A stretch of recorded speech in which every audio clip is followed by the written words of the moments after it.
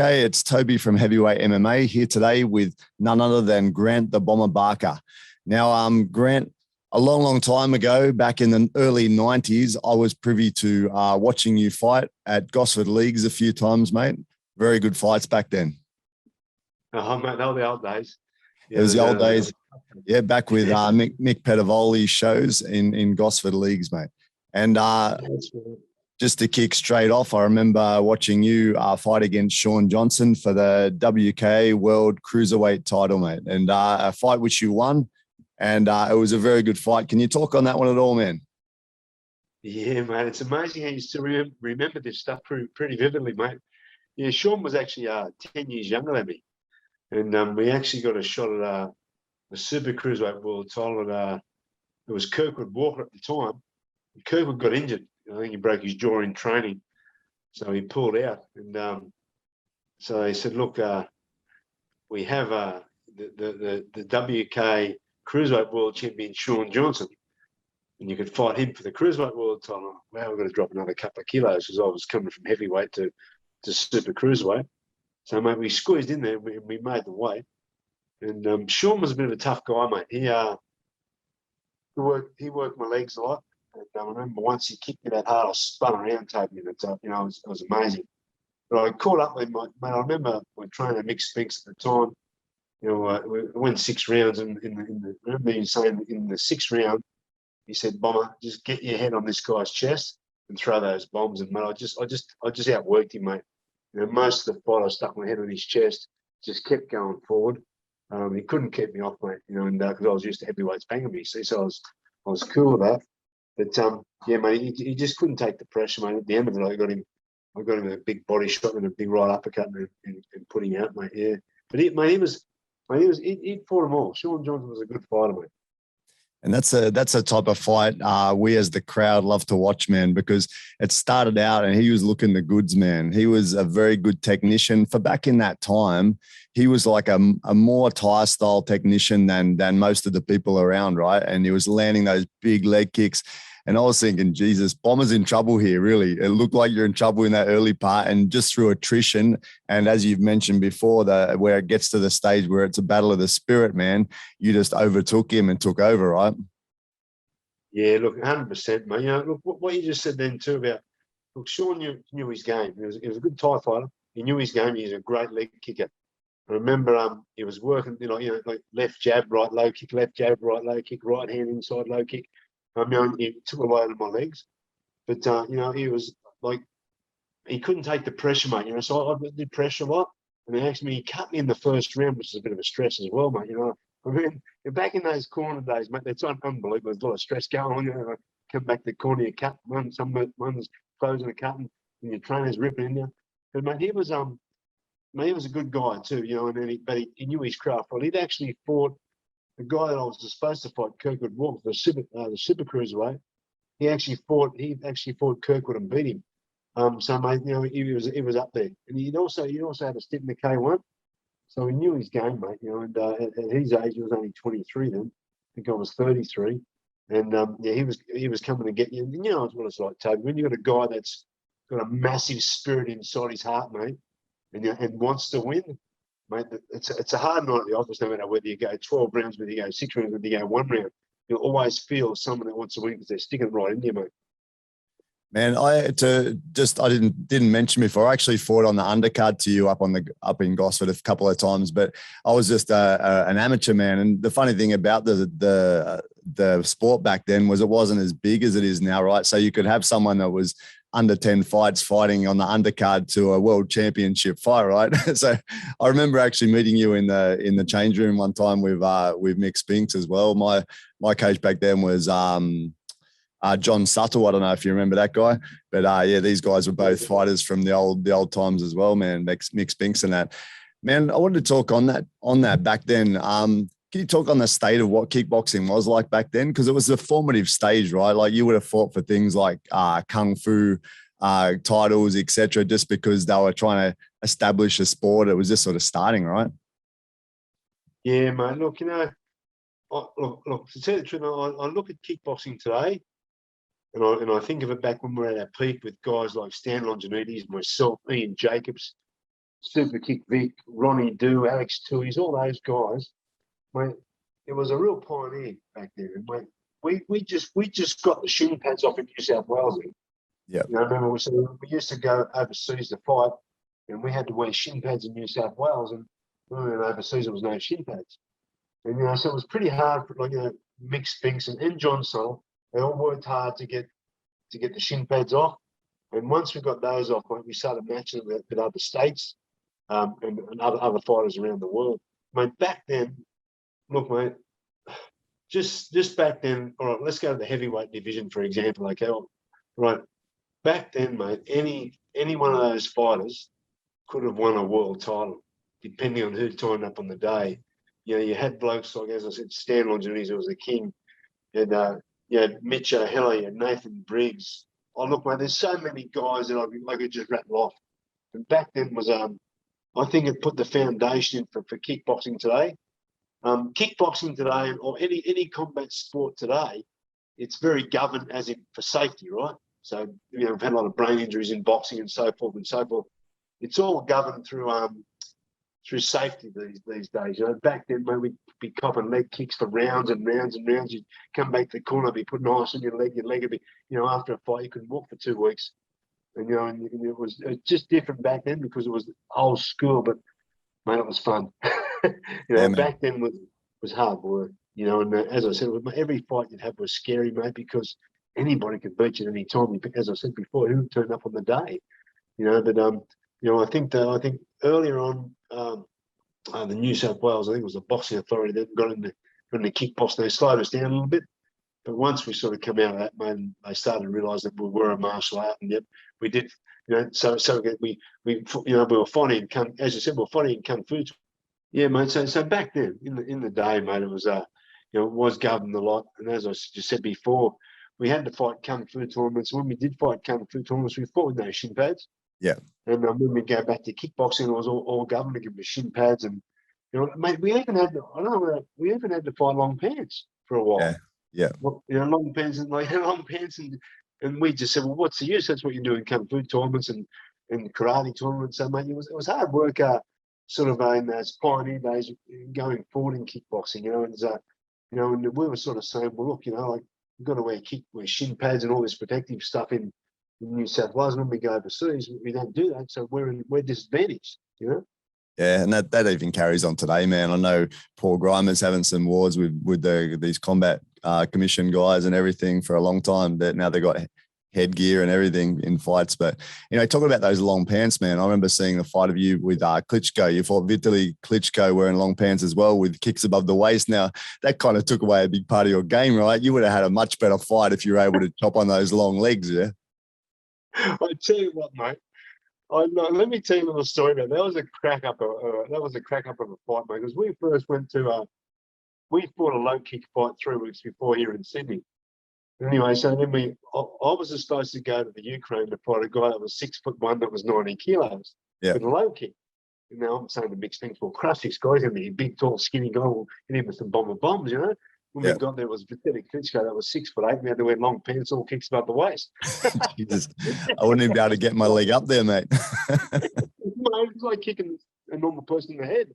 Yeah, and, that was a great experience, Toby. You know, I don't think people realise that Vitaly Klitschko, the WBC heavyweight world boxing champion at Fort Lennox Lewis, fought kickboxing. You know, and those guys over there, mate. By the time we fought him, I fought him when he was 19. And listen, this one, he'd had over 200 amateur boxing fights before he took up kickboxing, mate. Wow. And that's amazing. Yeah. And he moved like a natural too, man. He moved like very naturally as a kickboxer as well. So he'd obviously been doing martial arts for a long time. Mate, the guy was, mate, it was just unbelievable. It was a great experience, but, you know, and you know, it was, mate, I just looked at myself, wow, I did that. You know, it was incredible. And one of the other greats I saw you had a fight with was Peter Ertz, obviously known as one of the greats from the golden era of K1, etc. And you had a tough fight with him as well. I'm not sure if you were so experienced with that sort of rule set. How was that fight, man? Yeah, look, mate, we only took the fight due to you know, what was the K1, but you know, we knew Peter Ertz, mate. Like, you know, really, like, you know, he's next level stuff. we gave it our best, mate. But we weren't used to knees and things like that. You know, we predominantly fought low kick fights.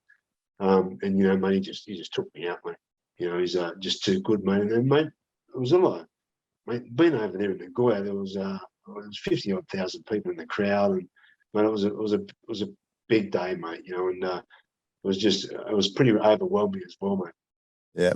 And man, like during this time, how many fights did you actually have? Was it 50-odd fights you had?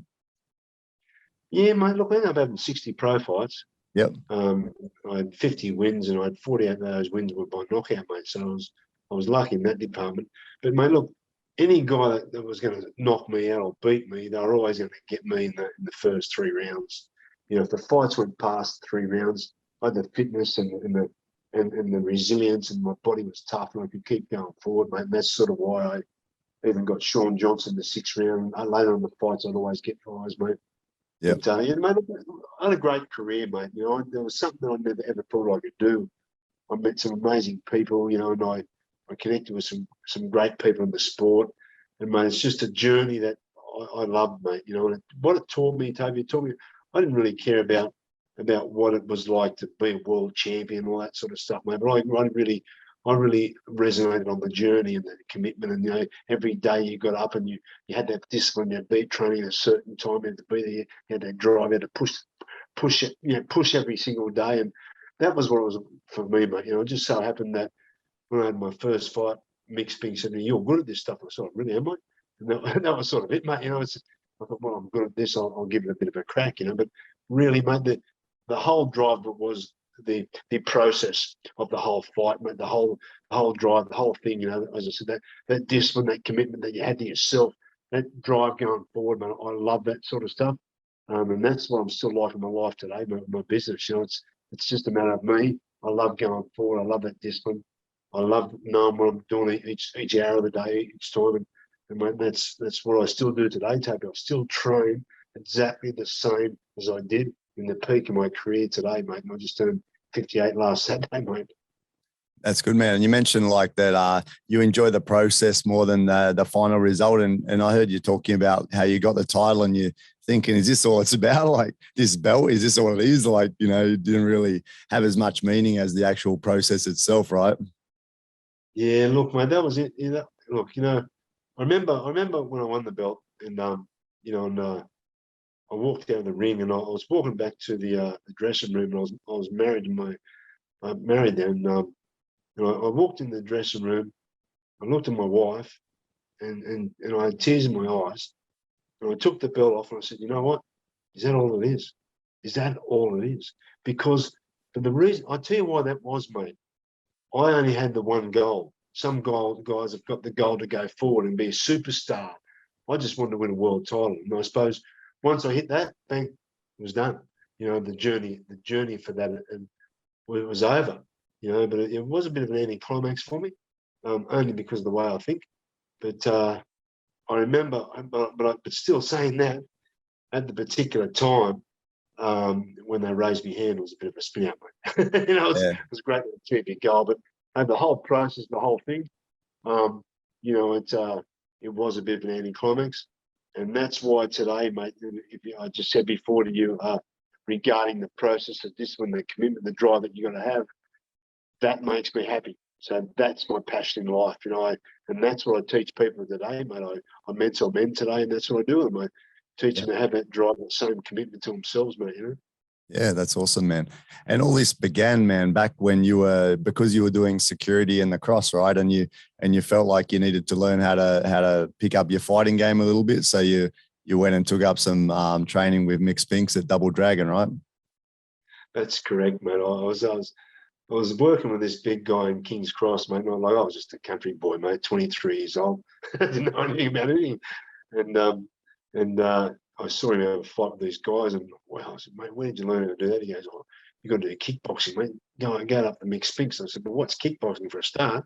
He said, oh, you box and you punch as well. So I went to Mick Spinks and sort of resonated with Mick, and he took me on the pads, and I was a football player, mate. So I was strong as anything. You know, I was a country rugby league player and come from Dubbo, you know, all that stuff. And, you know, he said, mate, you can really punch. And I just went from there. And after 3 months, he said to me, mate, you want to have a fight? And I said, I want to have a fight. And had a fight, mate, won the fight, and that was it, mate. I got a buzz out of it, and I think, you know, as I said, mate, you know, there was something for yourself, you know, the drive for yourself. There's only one person that can get you out of trouble in that ring, mate. It's not your corner man. It's nobody else. It's just you, mate. You know, and I think that was another drive of mine as well, mate. You only had to commit to yourself. You were just there. You know, it was up to you solely whether you wanted to win or lose, mate. No one else. You know? Yeah, man, there's nowhere to hide in the ring, man. You know, in a game of footy or something, you can sit back or, you know, not go as hard. But in the ring, there's nowhere to hide at all, is there? You're either fighting to win or you're not, you know, and everyone's going to see it as well, right? Well, I say that to a lot of guys all the time. You know, I've got a couple of guys, I've had a couple of Mma boxing fights. Say, listen, you guys, this stuff's easy. Wait till you get in there and you've got a guy that's better than you, and he's putting pressure on you, and you're trying to cover your head up and throw something back, mate. There is nowhere to hide. Mate, there's not a dog box over there you can go and lay in, mate. It's just you got nowhere to hide, mate. You know, and I think that tests your spirit, right? You know, because as the fight goes on, mate, you can have the guys that are evenly matched or whatever, but mate, and both those guys, mate, you can have the worst fighter in the world fight the best fighter in the world. If the worst fighter in the world wants to beat the best fighter in the world, he will, mate. You know, and that's what it takes. Spirit versus spirit, mate. It's drive inside versus drive inside, baby. And you know, you've seen many fights where you think, oh, this guy's going to eat this guy, and suddenly, bang, the guy that has the opportunity with more drive inside himself wins. Simple as that. And would you say, Bomber, that, you know, the way that your style and the way you were is kind of testament to that, right? Like you obviously trained well and trained with a good technician and everything, but you weren't the most technical of fighters. You fought a lot on your spirit and your drive and your ability to overcome people with pressure, right? 100%, Toby, I did, mate. And when I lost that drive, when I lost that at the end of my career, I started losing. You know, so that's all it takes, mate. And I think 100%, mate, I just kept going forward, kept taking some shots, kept taking stuff because I wanted to win. But when I didn't want to win, those shots, they were harder. You know, I've got a saying, Toby. I've got a saying, mate. It's, mate, when you're a hungry fighter, you can hit with the Mack truck, you can get up and keep going forward. When you're not a hungry fighter, you get hit with a mini miner, you go down. Yep. And mate, you've mentioned that you've had some vision impairment. Is that something you've dealt with your whole life, or just as you get older? Oh, Toby, I was born with an eye disease, mate, called retinitis pigmentosa that breaks down the cones and rods of your retina. So all my career I fought with it. You know, it's still what it is today, man. I've got about 10 degrees peripheral vision, so I basically no peripheral. Yeah. But you know, at the end of the day is why I didn't say that in my career. And look, the doctors knew about it, but I was told if I start getting knocked out, they'll pull my license because I still had 10 degrees peripheral, which is still a fair bit. But you know, so mate, you know, I didn't want to bring them up in my career due to the guys that I fought. Hey, I didn't want to make excuses. You know, they beat me because I'm better, not because I had an eye disease. So, mate, I've sort of kept under wraps for years and sort of been talking a little bit about it now, mate. Yeah, but it's mate, because I've grown up with this disease, I've sort of got used to it. So if someone said, well, okay, you've got my eyes, now you'll be able to cope because it's all new to you. But, mate, I've grown up with them and, mate, I still spar all my guys every Saturday. I still do okay, mate. You know, I'm still the same. So it's funny when I say, how do you see me doing? I just don't stay along with it. I'm right, you know. Yeah, and that's what that contributed to your style a bit, right? Too, because you found it better to be in tight. Like you could obviously, you know, engage better and feel better from in tight than from the distance, right? With that eye impairment, yeah. Yeah, 100%, mate. That's why I didn't want to stay outside, you know, because I couldn't see the shots coming. So, you know, I basically had to be mid-range or nice and close, mate. And that's what, if you look at some of my fights when the referee pushed me back and I'll just walk back forward. I just walk forward. So I want to be close to the person, mate, you know. So that's the best way for me to be, you know. And then I think, look, smart guys like Stan Longinides and stuff like that, I think they knew. I think they knew there was something wrong there because Stan's a really smart fighter, a really smart guy, you know. So he took advantage of that. And, you know, yeah, so, mate, just, again, Toby, it is what it is, mate. You know, it is what it is. And I think like this too, mate, you know, it's a fight, whether it's a fight up the road or a fight in the ring, You just got to do the best you got to do, mate, and you got to understand where you somehow you got to get your fist on the other guy's head, haven't you? You know what I'm saying? Whether you're doing it in close, whether you're doing it from a distance, or what's going on, mate. You know, so I suppose my style just adapted to my eyes, and I just, you know, whatever I could see, I just threw punches at, mate. You know. Yeah, and like you're saying, man, I get the opinion that you're quite a positive type of guy, and you're focusing on like you know, like a half the glass is half full type of guy, right? Like focus on what you do have, not what you don't. Work with your strengths, and don't worry about your weaknesses, etc. Right? 100%, Toby. That's life, mate. You know what I'm saying? I look at life like that, mate. You just whatever you've been dealt with with the cards, mate. Just run with it, mate. There's a lot more people worse off in this world than me. You know, I'm only vision impaired. I'm not blind. I still see what I'm doing. Yeah. You know, so mate, you're 100% right, Toby. And I think if I give any advice to anybody in life, just pick up, grab the middle rope, pull yourself, and say, you know what, man, let's go. It's party time. You know, and once you lose that drive inside yourself, Toby, I mean, what's the use being there? You know? Yeah. And it translates to a lot of things in life, right? Like the training, and you can train hard, push yourself, and then it will translate to other things in other areas in your life, right? That you can push through adversity, you can set goals and achieve goals, etc. Right? 100%, Toby. You know, it's mate, look, just touch on the goal part. My trainer, Mick Spinks, absolute legend, and he was all about achieving goals in his life. And I'll tell you what he said to me one day, Toby, that was really spun me out. He said, Bomber, you got to live by the laws of manifestation. And I looked at him real serious. What the friggin' hell was that? And he said, mate, you know, and he said, well, that's what I said when a guy said that to me. He said, if you want something to happen, you got to make it happen. And mate, when I set a goal to be a world champion, I didn't care how I got it, who I fought, what weight it was. I just wanted one, right? And he taught me, it was his mentoring that taught me how to achieve that goal. You know, and it was me. I was just an athlete that knew one thing. If I'm in a fight, right, I've got to understand what hard work's about. So I just started training. I was a football player, so I didn't worry about it. But at the end of the day is, mate, that goal, that driving for that goal, achieving goals is what life's about.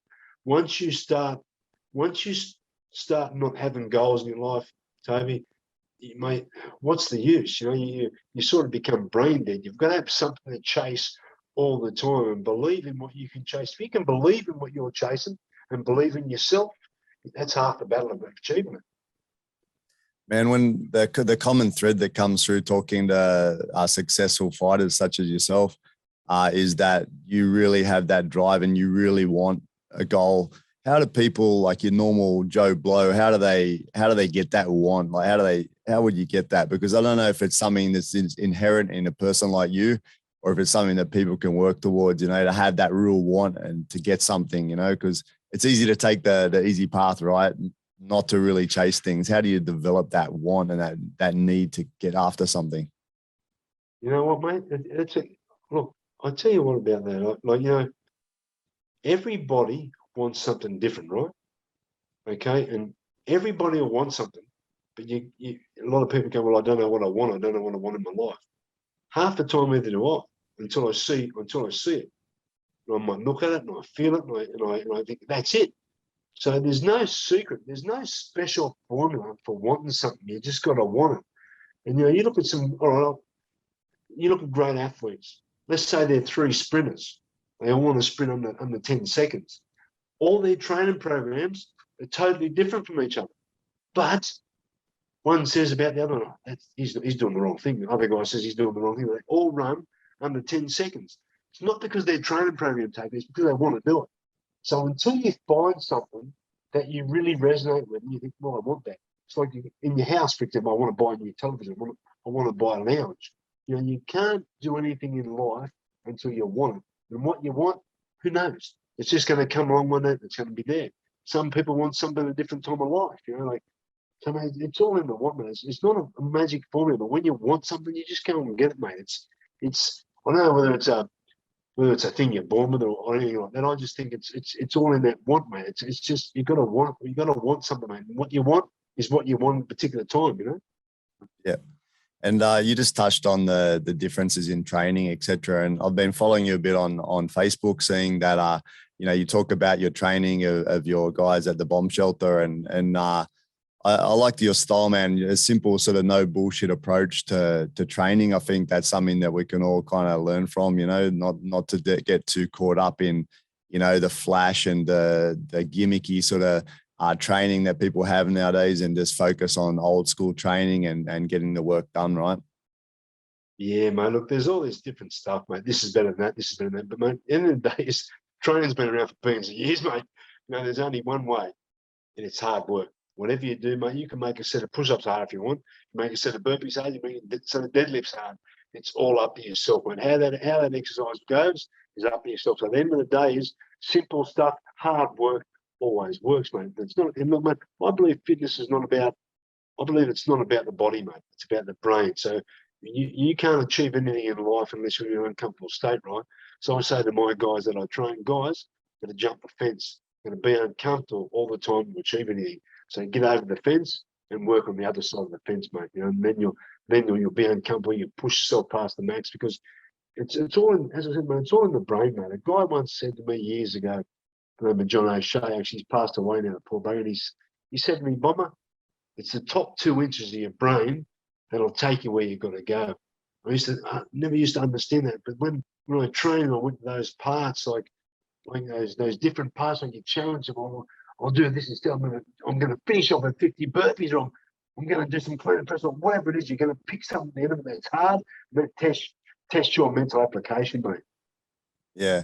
I just was listening to James Tahuna. Do you know James Tahuna? He's an MMA fighter from Australia.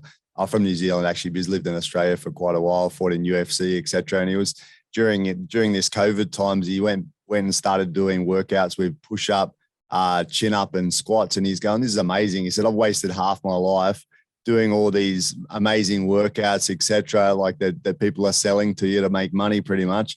And I'm getting these amazing results from just doing push-ups, chin-ups, and squats, like bodyweight squats." It's quite interesting, right? Like the old school style can probably give you better benefits than some of these fancy programs people are doing, right?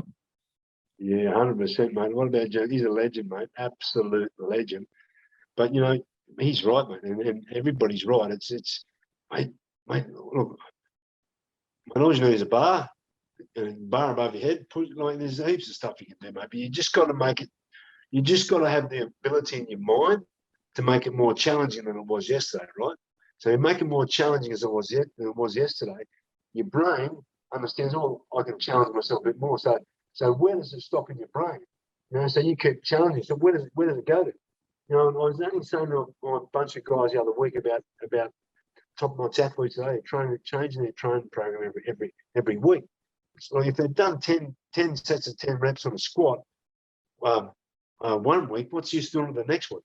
The body's so adaptable to stuff, mate. You got to keep changing stuff up and keep it basic and just do hard work, mate. It will work. That's it, man. And talking about your gym now with training guys, you have a focus on people that are over 40 years old, right? Why is that, man? Why do you focus on that sort of group? Man, I was a strength and conditioning coach, man. I was a strength and conditioning coach for some combative athletes and rugby league clubs. And I thought, you know what? I want to change my game a bit. I'm sort of getting a bit bored with this. So a guy walked into my gym that was about 120 kg, and he said to me, "Mate, I want to be a Masters Boxer World Champion." And I said, "Mate, I don't begrudge anybody a goal, mate. I'm cool with that, mate. You need to get fit, mate. You need to learn what digging deep's about. You need to get some weight off you, mate. You need to dedicate yourself to some hard training." This guy went from 120 kg to 96 kilos, then won the Golden Oldies Masters Australian title. Awesome. And I thought, wow. Then I thought, well, I really enjoyed training this guy. There was no ego. There was no nothing. He had to go. So what I did, Toby, I just started marketing, and then a couple of guys come in. One guy was 160 kilos, one guy was 150 kilos, and a couple of guys come out had strokes and heart attacks. It just went from strength to strength. So what I do with these guys, I train these guys brutally, mate. Obviously to their level, but all these guys are super fit now. We go out running stairs, we go out doing sprints, we do all sorts of stuff, mate. And what it does to that, the guys that thought they were going nowhere in their life, they weren't happy with their life, mate, it rebuilds their life physically, emotionally, and spiritually, mate. You know, and it's just amazing. You know, so it's gone from strength to strength, and that's why I opened the bombshell up. That's what the bombshell is about, mate. It's about a bunch of guys, and we're going to network of men that we can become better people for our kids, better people for our wives, better people for our mates, just better people in general, mate. And that's what we're after in life, is to create better people. And we have got better people. Simple as that, mate. And yeah, it's truth, man. Like your exercise, and if people are pushing themselves in the gym, it does some good things for them in a few different ways, right? It releases aggression. It makes your mind clearer. Like you mentioned, these goal setting, etc., can help to achieve goals outside of the gym as well, right? 100%, mate. You look at so many people, Toby, in life today, mate. They're sort of brain dead. You know, they've got, you know, especially because of this COVID here in Sydney. You know, we've been in lockdown for 3 months, and you know, and it takes effect on people because they stop thinking about their goals, stop thinking about themselves, and you know, they're just in their own head, mate. So that's another thing that I do a little bit of speaking, and I talk to people regarding, hey, come on, get your brain active. You know, we've gone the wrong way, mate. You know, training should be number one in people's lives, because you think about what training does for you, mate. Say you're doing a step up on a bench, you know, think about right, left with your legs, all that sort of stuff. So it keeps your brain active and it keeps you alive, mate. You know, most people just sit around doing nothing, particularly while this COVID's on. It's not good for you, Toby. That's the thing with the COVID, isn't it? Like people are kind of missing the point of, or there's a few people saying it, but not so many. When this sort of thing's hitting, the focus should be about maintaining a healthy lifestyle, right? Which includes exercise, it includes rest, it includes eating right. Because these are the things that are actually going to help you be stronger against any disease, right? 100%, mate. You know, look, 100%. Look, unfortunately, we have a lot of people with their exercise. So, look, you know, gyms are closed. This is closed. I can't go in. I can't go inside, mate. All you need, mate, is a meter by meter in your laundry, mate. Do 10 sets of 2-minute burpees and see how you feel, mate. You know what I'm saying? Like, you know, do 500 push-ups and see how you feel. You know, stuff like, mate. So we don't need much to train, mate. At the end of the day, we just got to keep moving and keep doing our stuff, mate. You know, like some of your door jams, and maybe you can do chin-ups on. You know, it's just you just got to do something, mate. It keeps that brain alive, as you said, mate. Keeps the body moving. But once it, mate, it's like this, mate. You sit and watch the television for 2 hours and you stand up, it's not rigors and mortar sets in, mate. You know, you got to keep going, mate. You got to keep active, and that's what it is, mate. I think as you get older, mate, you just got to keep going. You know, we don't have to, mate. We are going to get old, Toby. It's how you get old. It's a secret, mate. Yeah, and Bomber, I've heard you say some things before, like there's no such thing as overtraining and this. I just wanted to know your thoughts. Obviously, there's a lot of focus in things like rest and recovery and things you can do to recover and that. Do you have beliefs on that? Like as far as, you know, maybe, you know, sauna, ice bars, you know, making sure you get 8 hours sleep a night. Like, what are your feelings on that side of things, man? Mate, are you ready for it? Yeah. Mate, look, I tell you what, mate. I tell you what. I'm coming back from a combative sport background, okay? Yeah. And I'm talking about old school.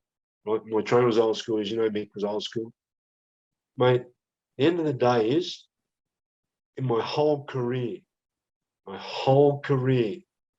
had 2 days off training. Right? And I can remember one day, right, we had a brutal session at Kingsford. Corrugated iron roof on the gym, and it was about 45 degrees, and everyone was sweating. In the last bit, I did about 20 rounds on the bag and 5 or 6 rounds on the pads. He speaks, he said, mate, hey, Bomber, jumping in his father's gone. I said, Nick, I've just got nothing left. And he said, now, okay, now you're due for a day off. Have Sunday and Monday off training. And, you know, I just think, mate, you know, end of the day is this. If you want to win, you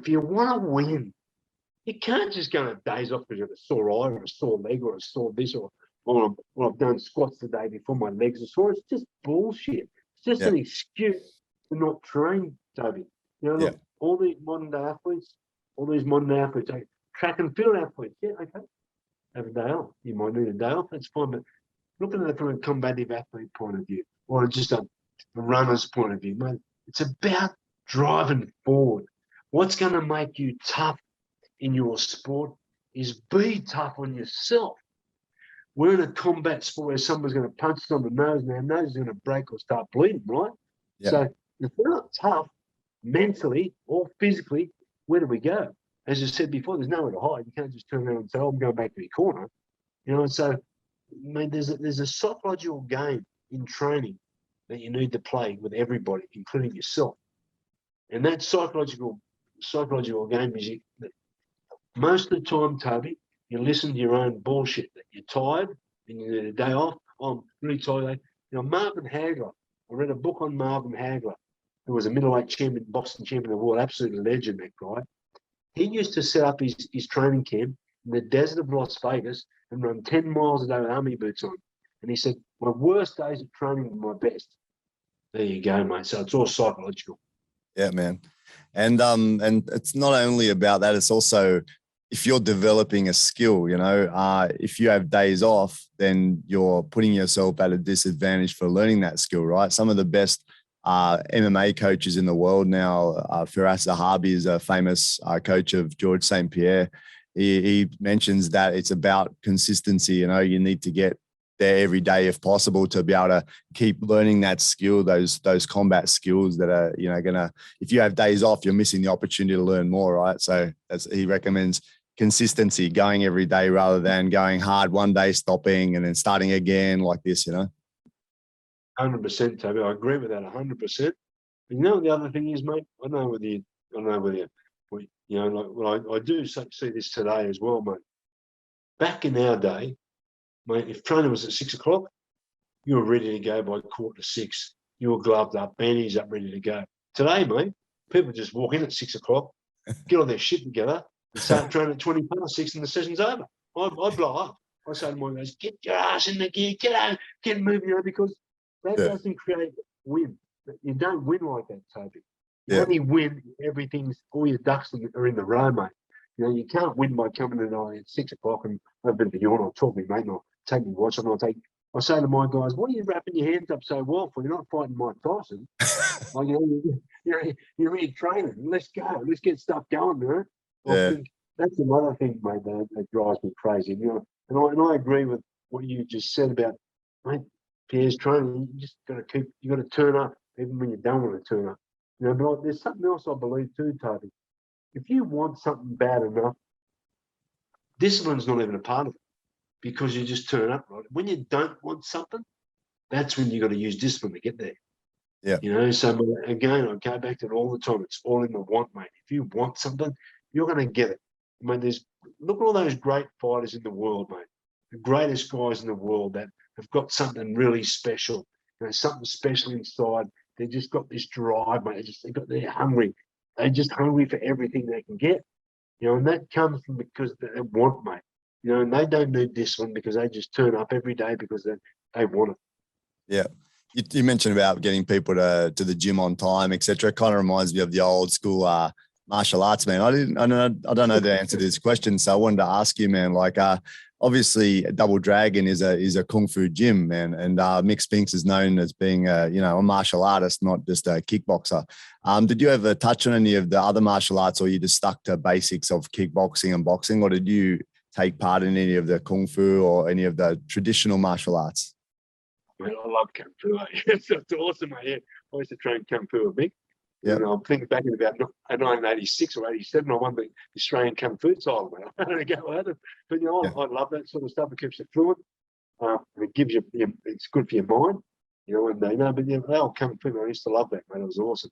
And Spinksy was a genius at it, mate, Yeah. Mate, what do you say about Mick Spinks being a martial artist? 100% right, mate. He taught me some amazing things, mate. And Mick Spinks was a real kickboxer. I mean, a real kickboxer. He knew how to work those legs, mate. He always used to say to me, he said, Bomber, kickboxing fights are won from the waist down. 100% right, mate. You carve those legs up, mate. You slow somebody up and you come in with the big bombs. You got it, mate. Mate, the stuff that he used to teach us, sweeping legs and all that sort of stuff, mate. It was all come from Kung Fu. So it's all interrelated, mate. Look, I look at it all. I look at combat like this, mate. Boxing, it's a martial art, mate. Kickboxing is a martial art. MMA is a martial art. It's all the same stuff, mate. It's all the same stuff because you think about it, if you can punch, mate, you can elbow, you can palm throw, you can do what you want. If you can kick, you can knee, same stuff, mate. You just gotta understand what fight you're in, mate. Yeah. And just what you mentioned, man, you mentioned about MMA. I'm interested in knowing, do you actually like follow MMA at all? What are your thoughts on it? Do you think it's a good thing? What do you feel? Mate, I follow every fighting art, mate. Right? My favourite fighting art is boxing, especially heavyweight boxing. I love that stuff. But I watch UFC, I watch kickboxing, mate, because to me it's all an art. And all of it has got a purpose, mate. You know, and the end of the day is, right, it's all about knocking blokes out and winning on points. And so, mate, I love it all. I think each and every athlete in each code, are made a dead set legend. You know, but I do know this: if you're a good boxer, you're not going to be a good kickboxer. If you're a good kickboxer, you're not going to be a good boxer. Now, I'm talking about world class, right? So if you're a good MMA fighter, probably won't be a world champion boxer. You know what I'm saying? So horses for courses. What you're doing the most is what you're going to stick to, you know? Yeah, man. I was just thinking, like, the way you like to close range and being tight, I reckon that would have combined really well with some of the like wrestling arts, you know, like traditional wrestling type arts. And you might have been all right at a bit of MMA, mate, but it wasn't really around back in our day, right? It wasn't the thing that was happening. It was a bit later on that kind of MMA started to come in the scene a bit. Yeah, man. I'm not ready to try it out, mate. No Masters MMA titles for you, mate. No, man, not after seeing what those guys do, mate. No way. That's Mate, there's some incredible guys in there. Like, you know, it's look, Toby, just to change the subject a little bit. I look back on my career. I look back at the guys that were in my career, and now MMA was coming on then and stuff like that. Everyone was going to like, you know, that stuff's garbage. But now you look at them and think, wow, I mean, those guys would pull your arms off. You know, you'd be in trouble, mate, if you come up one of those guys. You know? But again, mate, horses for courses. You know what I'm saying? Yeah, true, man. Hey, one more thing before we head off. I wanted to just talk to you a bit about how you prepared. Like, obviously, getting in the ring to fight another trained killer, especially at that world class level, it's a very difficult thing to do emotionally and mentally. Just want to know how you prepared. What did you face? Like, were you scared of getting in the ring? How did you overcome any fears, etc.? Oh, Toby, mate, scared, 100%. You know, and I used to work a lot on fear. Due to, you know, mate, and mate, you look at Mike Tyson's book, you know, fear can be your best friend or your worst enemy. Tell you, look at that fear, mate. But I'll just go to one fight where I remember, mate, quite well, mate. This guy actually, my first knockout loss, well, back in the 90s, early 90s, is against Mitch Heller. That training program for going into that fight, mate, I was hanging with my girlfriend, was going running with my girlfriend, doing weights with my girlfriend, all that crap, you know, all that crap that I was doing, thinking, it's only Mitch Heller. He knocked me out. Yeah. And I remember I fought another guy then about 6 weeks after that, I fought Mitch Heller again. And I thought to myself, you know what? I need to change my game. So, mate, I went into solitaire. I moved out from my family. I went and stayed at my mate's house. That was I live in Cronulla, so near Cronulla. And mate, I just focused highly inside. I meditated every day on the combination that I wanted to use to knock Mitch Heller out. I just did nothing but train, sleep, and eat, mate. I was at the gym all the time. I did lots of sparring, and that was my best performance I'd ever did. And after that fight, I did the same stuff because, mate, like, you know, there's one thing you got to do. You got to implant. You got to implant it on your brain, mate, and you've got to be able to control fear because everybody fears. And you watch all the greatest fighters walk in the ring, mate. All licking their lips, they're all scared. They can do two things, Toby. They can think, okay, no, I'm running away, or I'm going in there to do battle. And that's where you got to turn the fear on. And I used to turn my fear to excitement. It's the same feeling. Fear and excitement's exactly the same. If you can be excited with your fear and get in there and look at your other opponents, like, let's go, big fella, you know, because he's just as scared as you.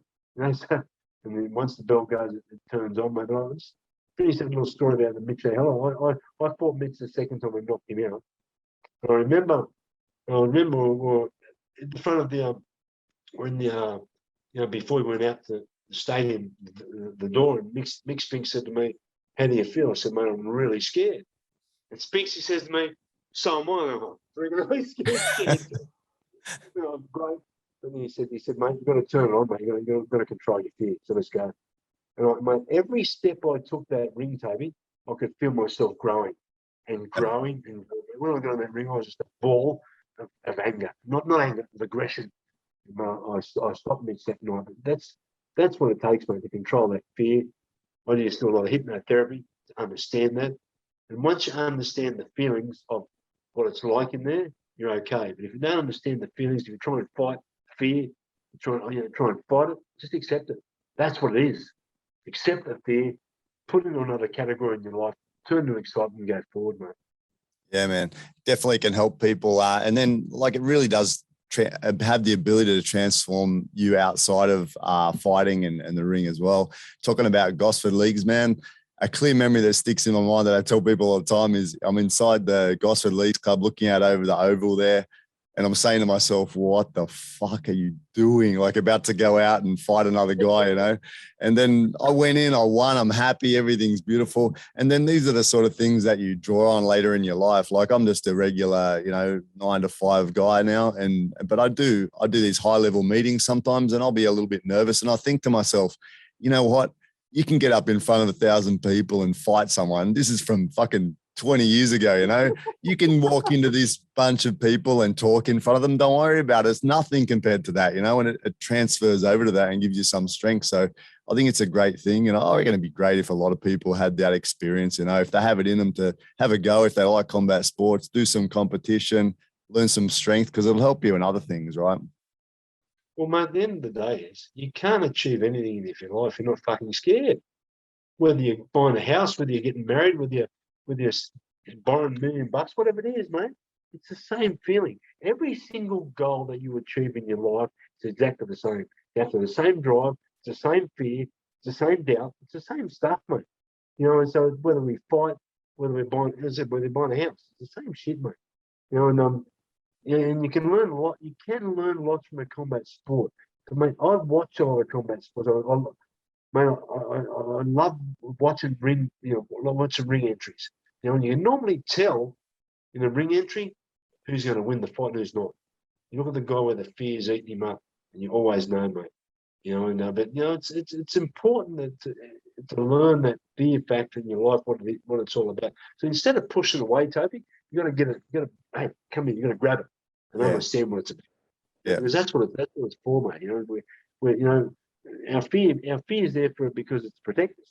That's what it's for, mate. So we're going to make sure we can just push over that side a little bit, And sometimes go towards it rather than away from it, right? Like challenge and conquer yourself, right, in life. Like, it sounds stupid, but something like you see a fucking roller coaster, you go, fucking, I'm going to do it. I don't want to do it, but I'm going to do it, to challenge myself, Fucking insane. What you just fucking said to me, mate, just made me laugh because you were sitting, you looked over Gosford, over the window and thought, what the fuck am I doing here? I used to think the same thing all the time. When you go to spar some box. I remember sparring Jeff Harding, mate.